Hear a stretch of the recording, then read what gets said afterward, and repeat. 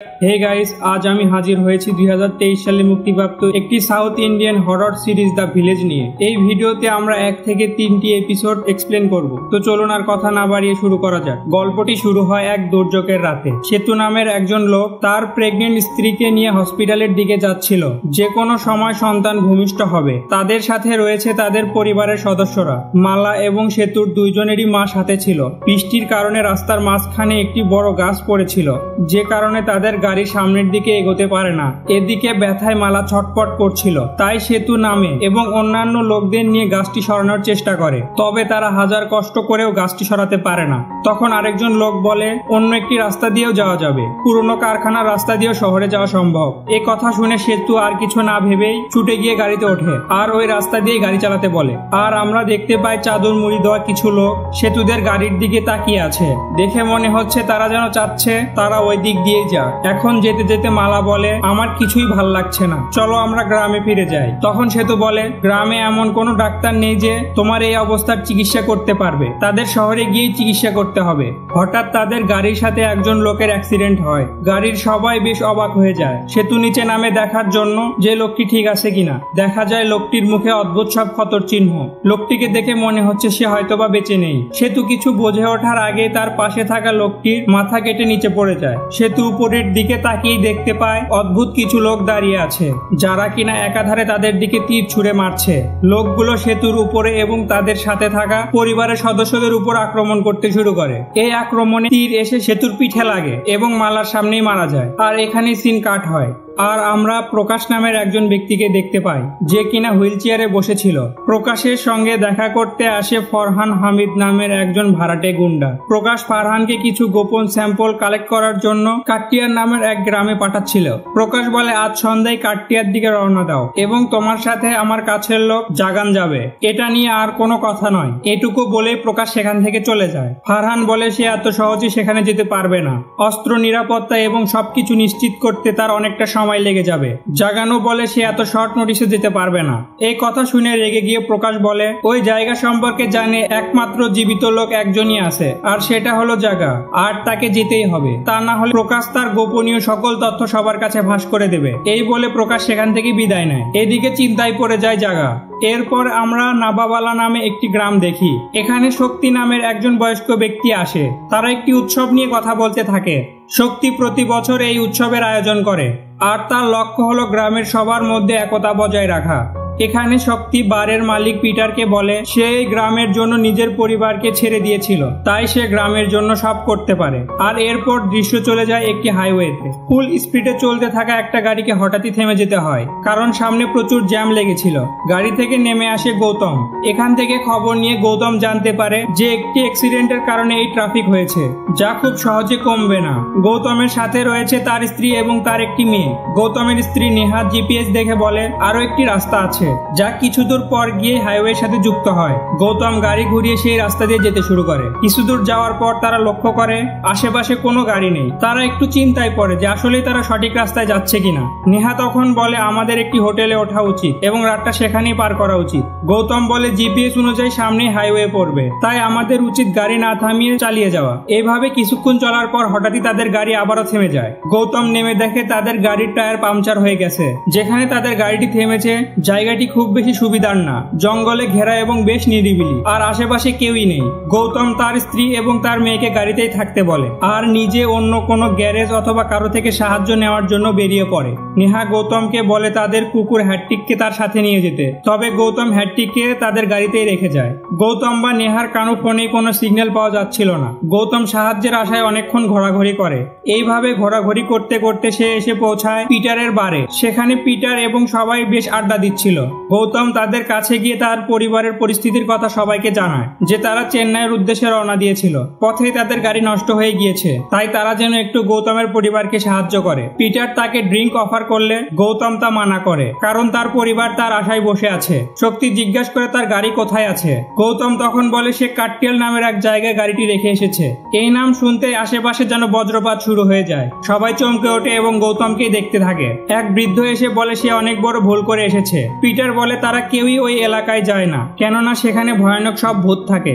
গৌতম একজন ডাক্তার ছিল, সে এসব ভূত প্রেতে বিশ্বাস করত না, তাই সে বারবার অনুরোধ করতে থাকে তার সঙ্গে যেতে। তার পরিবার একা আছে। শক্তি বলে তারা এখন কিছুতেই যেতে পারবে না, ভোরের আলো ফুটলে তারা সবাই যাবে সেখানে গৌতমের পরিবারকে সাহায্য করতে। এই কথা শুনে রাগ করে গৌতম সেখান থেকে বেরিয়ে যায়। ওই রাতেই কাটটিয়ালের সমুদ্রের উপর দিয়ে আসছিল ফারহান, তার দলবল এবং জাকার। এখানে জাকারকে দেখে খুব ভীত বলে মনে হচ্ছে, তবে বাকিরা সবাই চিল মুডেই ছিল, কারণ এখানকার সত্য ঘটনার বিষয়ে জাকার ছাড়া আর কেউ জানতো না। এখন এখানে পৌঁছানোর পর তারা তাদের অস্ত্রশস্ত্র এবং প্রয়োজনীয় জিনিসপত্র নিয়ে নামার প্রস্তুতি নেয়। এদিকে নেহা এবং মায়া গৌতমের জন্য অপেক্ষা করতে করতে অনেক সময় পেরিয়ে যায়। তারা নিজেদের মধ্যে গল্প করতে থাকে। হঠাৎই তাদের কুকুর হ্যাট্রিক জোরে জোরে ডাকতে শুরু করে, যেন সে কিছু একটা দেখেছে। মায়া বলে হয়তো হ্যাট্রিক টয়লেটে যেতে চায়। নেহা তাই হ্যাট্রিককে নিয়ে বের হয় তাকে টয়লেট করাতে, কিন্তু গাড়ি থেকে বের হতে হঠাৎ সে কিছু একটা শব্দ শুনতে পায়। সেখানে সে কাউকেই দেখতে পায় না। এদিকে গাড়ি থেকে বেরিয়ে হ্যাট্রিক ছুটে কোথাও চলে যায়। নেহা তার পেছন পেছন যেতে থাকে, তবে সে যাওয়ার আগে মায়াকে বলে যায় সে যেন গাড়ি থেকে না নামে। কিছু দূর দূরে যেতেই নেহা হ্যাট্রিককে হারিয়ে ফেলে। এমন সময় মায়াও গাড়ি থেকে নেমে নেহার কাছে চলে আসে। নেহা মায়াকে বলে গাড়িতেই থাকতে। হঠাৎ মায়ার পায়ে একটি ফাঁদ এসে লাগে। নেহা মায়াকে কিছু বলবে তার আগেই কেউ একজন শেকল টেনে তাকে জঙ্গলের ভিতরে নিয়ে যেতে শুরু করে। মায়াও মায়ের পেছন পেছন যেতে শুরু করে। হঠাৎই এক স্থানে এসে সে থমকে যায়, আর কিছু একটার দিকে সে অবাক চোখে তাকিয়ে থাকে। আর এখানে সিন কাট হয়। 2 সপ্তাহ আগে কাটটিয়ালে কিছু গবেষক জঙ্গলে আসে কিছু স্যাম্পল কালেক্ট করতে। এটি হলো কিছু বিশেষ প্রজাতির গাছের স্যাম্পল, যা অন্ধকারে জ্বলে। আর সেই গাছগুলোর আকার সাধারণ গাছগুলোর থেকে অনেকটাই ভিন্ন। আর এই গাছগুলো নিয়ে প্রকাশের কোম্পানি গবেষণা করছে। তারা প্রকাশের আদেশে এখানে এসেছে। এই জঙ্গলটি এই সকল গাছেই পরিপূর্ণ। গবেষকরা বাতাসের রেডিয়াস পরীক্ষা করছিল। ঠিক তখনই তাদের ইলেকট্রোম্যাগনেটিক মেশিনটি পিপ পিপ করতে থাকে। যে আওয়াজ শুনে এক গবেষক সেটা ফলো করতে যেতে শুরু করে। সে একটি গাছের সামনে যায়, যা একটি মানুষের শরীরের মতো ছিল। আর সেখানে মানুষের শরীরের মাংসপেশি দেখা যাচ্ছে, এমনকি মানুষের হৃৎপিণ্ডের মতো একটি অংশও রয়েছে। এসব দেখে গবেষকটি অনেক ভয় পেয়ে যায় আর তার সঙ্গীদের ডাকতে থাকে, তবে কেউই তার ডাকের কোনো সাড়া দেয় না। এমন সময় তার সঙ্গীর একটি লাশ দেখতে পায়। আর সিন কাট হয় 3 সপ্তাহ আগে। আমরা প্রকাশকে দেখতে পাই। প্রকাশের মেরুদণ্ড একদমই ভেঙে গিয়েছে। সে কখনোই উঠে দাঁড়াতে পারবে না। এমনটি হয়েছিল ছোটবেলাতে, কেননা তার বাবা তার শরীর নিয়ে ইচ্ছামতো গবেষণা করত। প্রকাশ এই সকল কথা ভাবতে ভাবতে ড্রাগস নিচ্ছিল। ঠিক তখনই জাগান তার কাছে আসে আর বলে তার বাবা হার্ট অ্যাটাক করেছে। সে প্রকাশের সাথে দেখা করতে চায়। প্রকাশ বলে সে এখন খুব ব্যস্ত আছে, যেতে পারবে না।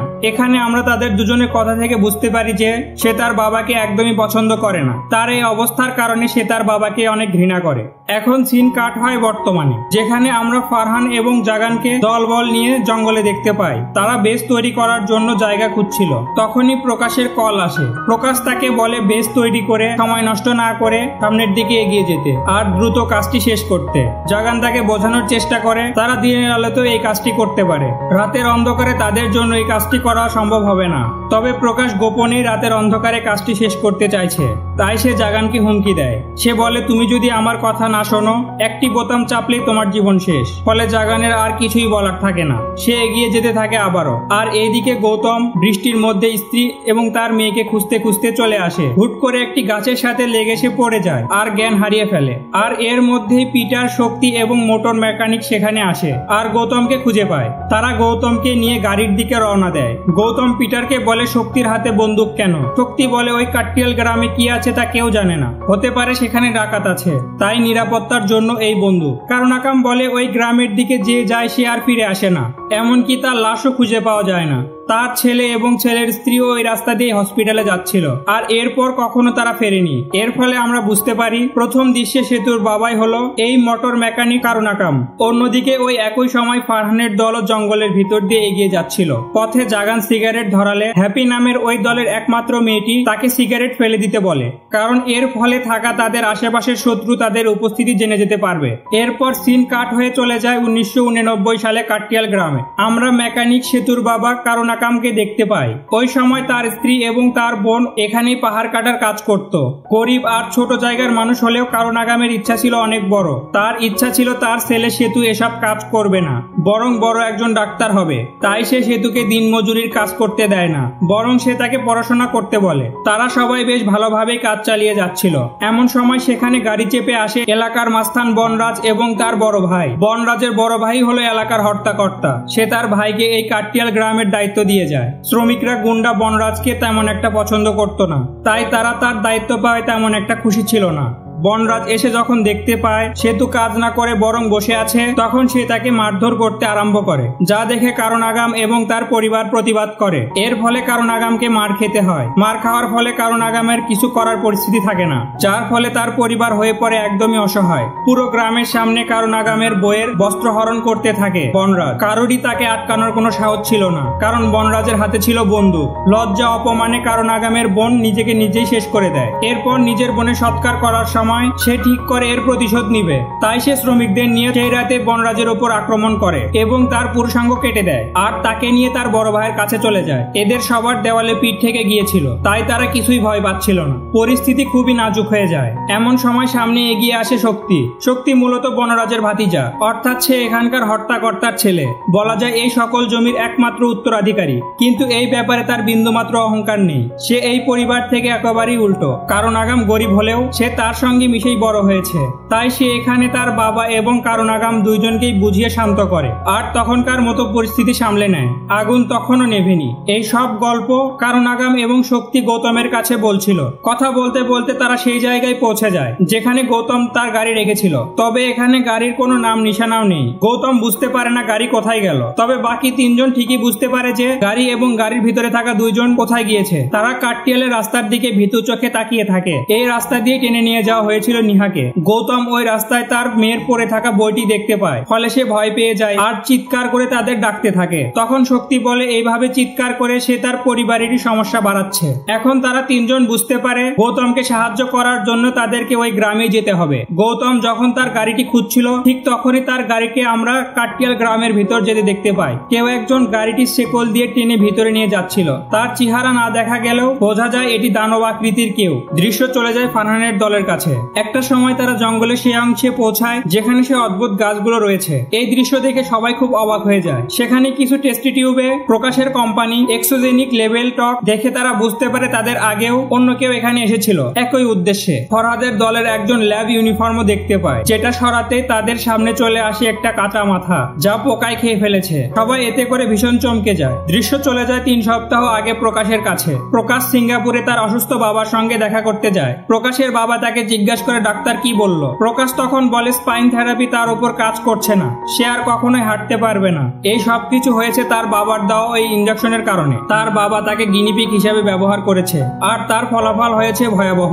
প্রকাশের বাবা বলে সে তার ভুল স্বীকার করছে আর সে তার ছেলেকে কিছু জিনিস জানিয়ে যেতে চায়, যে জিনিসগুলো জানলে প্রকাশের উপকার হবে। তাই প্রকাশ যেন তার কথা মন দিয়ে শোনে। প্রকাশের বাবা তার হাতে একটি ফাইল দেয় এবং বলতে শুরু করে 1989 সালের দিকে প্রকাশের বাবা একটি কেমিক্যাল কম্পোস্ট তৈরির চেষ্টা করছিল যা প্রকাশের নার্ভ ড্যামেজ ঠিক করতে পারে। অনেক বছর চেষ্টা করার পর ল্যান্থিনাইক নামক একটি কেমিক্যালের সন্ধান পায়, আর এই কেমিক্যালটি শুধুমাত্র ইন্ডিয়ার কাট্টেরাল নামের এক গ্রামেই পাওয়া যায়। দৃশ্য এবার যায় 1991 সালে। আমরা কারণ আগামের পরিবার এবং বাকি সকল পরিবারকে নিজ নিজ কাজে দেখতে পাই। ঠিক তখনই একটা বিরাট আকারের বুলডোজার সেখানে প্রবেশ করে আর ঘরবাড়ি ভাঙতে শুরু করে। কারণ আগাম সেখানে দৌড়ে যায় আর যে জানতে পারে শক্তির বাবা এটা কোম্পানির কাছে বিক্রি করে দিয়েছে। যে কোম্পানি তাদের এই জমি কিনে নিয়েছে তারা এই সবকিছু ভেঙে সেখানে একটা বড় কোম্পানি করতে চায়। কারণ আগাম ছুটে চলে যায় শক্তির বাবার কাছে। সে বলে তার নিজের জমি, সে যা খুশি তাই করতে পারে। শক্তি চেষ্টা করে তার বাবার সঙ্গে কথা বলার, কিন্তু শক্তির বাবা এবার তার কথা শোনে না।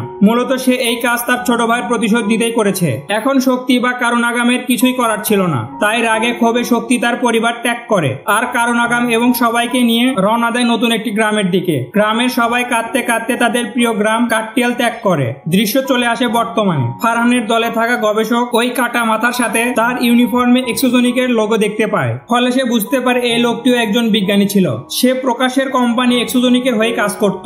গবেষক এটা দেখে বলে যে মনে হচ্ছে কেউ যেন টেনে ধরে বডি থেকে মাথাটা আলাদা করেছে, আর এছাড়া এই লাশে কিছু একটা তো আছে যা তাকে পচতে দিচ্ছে না। মনে হচ্ছে মাত্র 2 দিন আগেই মারা গিয়েছে, তবে লাশ সম্ভবত অনেক আগে। এসব দেখে ফারহান জাগানকে জিজ্ঞাসা করে এখানে কি হচ্ছে। জাগান তার কথার উত্তর না দিয়ে তাদের কাজ করতে বলে, আর এরপর সে প্রকাশের সঙ্গে যোগাযোগ করতে চেষ্টা করতে থাকে, তবে যোগাযোগ করা সম্ভব হয় না। ফারহান তখন হ্যাপিকে বলে তাদের খুব সাবধানে থাকতে হবে। তাদের দলকে আনা হয়েছে নিরাপত্তা দেওয়ার জন্য, তবে কি থেকে নিরাপত্তা দিতে হবে তা তারা জানে না। এই সময় জাগান সবাইকে বলে সামনের দিকে এগোতে, তবে গবেষকরা এখানে থেকেই কাটা মাথাটি নিয়ে পরীক্ষা করতে চাচ্ছিল, যে কাজে জাগান অনুমতি দেয় না। তারা আবারও সামনের দিকে এগোতে থাকে। কিছু দূর যাওয়ার পর তারা আরো 2টি কাটা মাথা দেখতে পায়, আর সবাই এখানে অনেক চিন্তিত এবং ভয় পেয়ে যায়। এ কেমন ভয়ানক জায়গা তাই তারা বুঝতে পারছিল না। হঠাৎই ফারহানের দলের এক ছেলেকে কিছু একটা টেনে উপরে নিয়ে যায়। কিছুক্ষণ পর আবার ওই ছেলেটিকে নিচে ফেলে দেয়। দেখা যায় ছেলেটি অলরেডি মারা গিয়েছে। তার গলা দেখে মনে হচ্ছে কিছু একটা তাকে কামড়ে খেয়ে ফেলেছে। ফারহান ও তার দল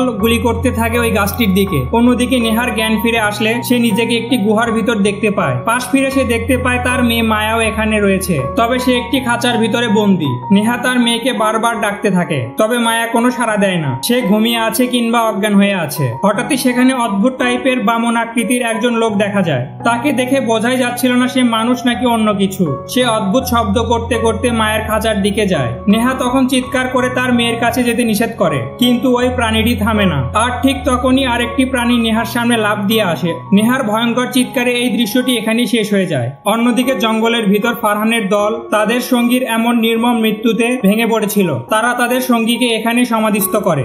এরপর তারা তাদের ইউনিফর্মের একটা অংশ কেটে সমাধিতে দিয়ে দেয়। একজন গবেষক বলে তারা এই কাজটি কেন করলো। তখন হ্যাপি জানায় যুদ্ধের ময়দানে তাদের কোনো সঙ্গী মারা গেলে তারা এইভাবে নিজেদের কোনো জিনিস স্মৃতি হিসাবে সেখানে রেখে দিয়ে আসে। গবেষক তাদের সরি বলে, তাদের জীবন বাঁচাতে গিয়ে তাদের একজন সঙ্গী মারা গেল। তবে জাগান এর উল্টো, তাদেরকে তাড়াতাড়ি এই কাজটি শেষ করতে বলে। এতে ফারহান অনেক রেগে যায় আর তার হাত থেকে স্যাটেলাইট ফোনটি নিয়ে কারো একটা সঙ্গে যোগাযোগ করে। সে স্যাটেলাইট ফোনের মাধ্যমে কাউকে বলে এক্সোজিন কোম্পানির খোঁজ খবর নিতে। গবেষকরা এর মধ্যে লক্ষ্য করে তাদের দলের একজন এখানে নেই। পরে তারা সঞ্জীবকে খুঁজে পায়। সে বলে সে একটি অদ্ভুত জিনিস পেয়েছে, কিন্তু কেউ তার কথা শুনতে চায় না, বরং তাকে আরো গালাগালি করতে থাকে। সঞ্জীবও মূলত মানুষের শরীরের ভিতরের অংশের মতো দেখতে ওই গাছটাকে দেখেছিল, তবে সে এই ব্যাপারে কাউকেই বলতে পারে না। এমন সময় আমরা কাটিয়াল গ্রামের ভিতরের অংশ দেখতে পাই, যেখানে বহু বছর পর শক্তি এবং কারো নাগাম পৌঁছেছে। তারা 4 জন মিলে নেহাদের খুঁজতে থাকে। এমন সময় একটা জায়গায় আলো দেখতে পেরে সেখানে তারা গাড়িটি থামায়। এটা হলো শক্তিদের পুরনো বাড়ি। বাড়ির ভেতরে ঢুকে তারা কাউকেই দেখতে পায় না। বাড়ির পরিবেশও বেশ ভয়ানক ছিল। হঠাৎ করে তারা বুঝতে পারে উপর থেকে বৃষ্টির মতো কিছু একটা পড়ছে।